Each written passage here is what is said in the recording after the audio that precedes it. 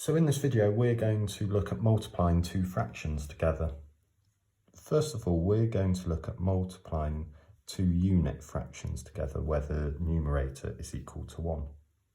We're going to look at a third multiplied by a half. Now, we're going to look at this using bars so we can see what's happening. We take our whole, we split it into 3 equal parts, so we've got thirds. And we want just 1/3 of that, so we've got a third. Now, we're multiplying that third by a half. So if we half everything, we split our whole into 2 equal parts, and we just want that 1/2. So we want this bit here. So now our whole has been split into 1, 2, 3, 4, 5, 6 equal parts. So we've got 6, and we've selected one of them. Now that's explaining what's happening using the bars. Now the quick way to solve this is to do multiply both the numerator and the denominators together. So 1 times 1 makes 1, 3 times 2 makes 6. Right, let's look at this. Look at multiplying two fractions together that aren't unit fractions. So we're going to look at 2/3 multiplied by 3/4. So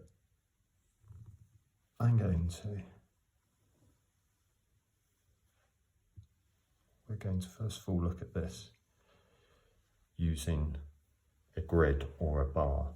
Now, this is our whole. And first of all, we've got 2/3. We're going to split our whole into 3 equal parts. 1, 2, 3. And we want 2 of them because we've got 2/3. So there we go, 2/3. Now we're multiplying that by 3/4.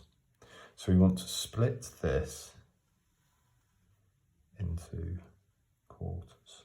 So there we've got 1, 2, 3, 4 equal parts we split it into.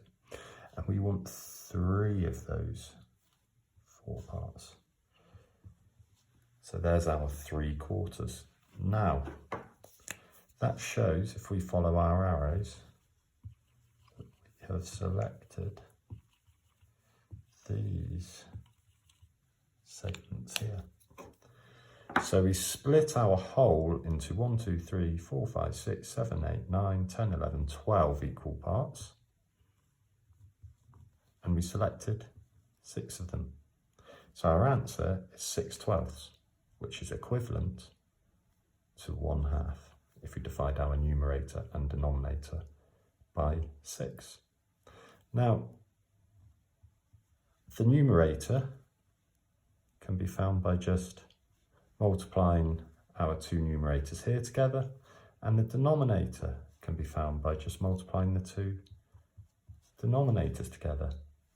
So 3 times 4 is 12 and 2 times 3 is 6. So we've got 6/12, which is equivalent to 1/2. This grid method can be used. You can use that certainly if you like, but it's more for understanding what is going on here.